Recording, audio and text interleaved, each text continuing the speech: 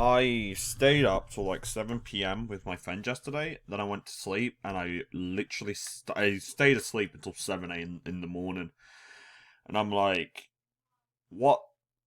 What the fuck just happened? And my back, right, is feeling like a piece of twist. Is like feeling like a piece of candy that you just bent 90,000 times. That's something for you kids to look forward to when you go to sleep. When you're older, your back is gonna hurt like a motherfucker if you sleep in a wrong position. You sleep in a wrong position as a kid, you're like, yeah, that hurts. You sleep in a wrong position as an adult, you are crippled for that day. Right, anyway, so good supply. Our men are doing well. I'm surprised at how well you guys are doing, alright? YT Man, Dean1100110. Why? Flying Dutchman and Nikki's 1820. You're doing much better than I anticipated, so that was a very pleasant surprise. We got the man, Danny. Danny's still on Discord. He's still there. He's like, hello, mate. And it's like, pointed out a mistake yesterday. Oh, God. EU4 day by Diop. I'm going to shut up now. And we got the original three. Nothing 1W3. We got Exploding Wolf, and you know how to do it to them. I'm not going to rename the army. I'm going to keep the army as it is. Yeah. I'm probably not gonna do any more names now because it's like I've got 20, so 20 40 whips divisions would be just enough for my army to have good supply, but also manage to kick ass. So I'm gonna go ahead and stick with it. I hope y'all understand why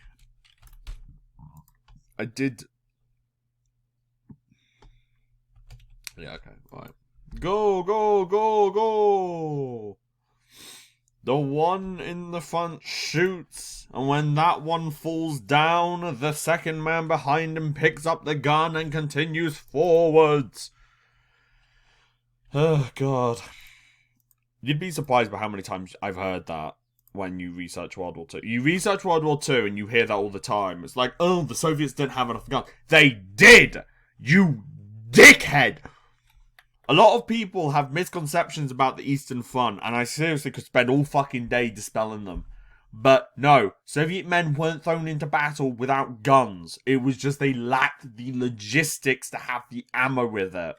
It's also why you see such massive encirclements and massive POWs taken in the Battle of Minsk, Kiev, and in various other encirclements. Apparently, from what I've heard, most Soviets didn't surrender because they were scared of being destroyed. They just ran out of ammunition. They just completely ran out and just surrendered to spare themselves.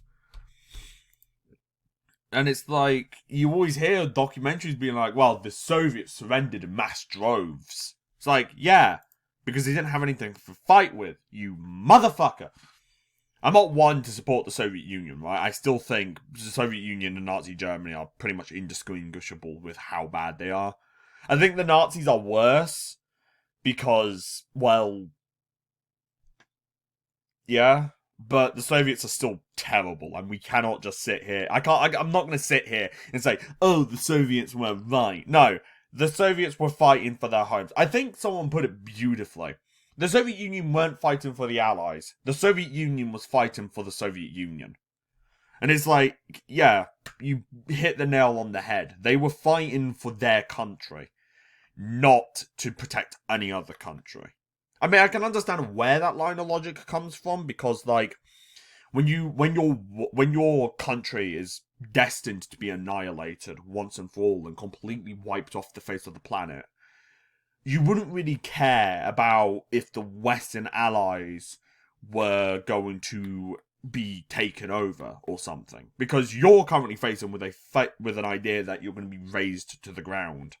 The Western allies, yeah, did have to suffer, especially France, but ultimately Hitler never really planned to actually occupy them. In fact, I actually heard that I've heard a lot of conflicting things.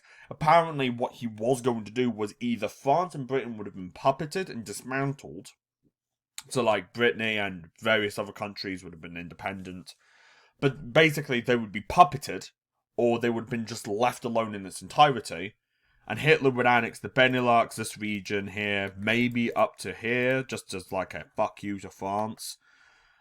Take these areas just because, well, revenge or something. But really, his main goal was the east, where he would occupy everything from there to there. And it's like, yeah. So it's an interesting idea. I'm not sure how correct those assumptions are. I have also heard that apparently Hitler did want to take over America, despite the fact that I've not really heard that much. Like the Continental Bomber, yeah, sure, that does exist, and yeah, Hitler did want to make that, but I can't actually see him wanting to occupy America. We just don't have that much information on it. So, yeah. Don't look at me as a historian either, right? Check everything I say, because seriously, I'm wrong a lot more than you would assume.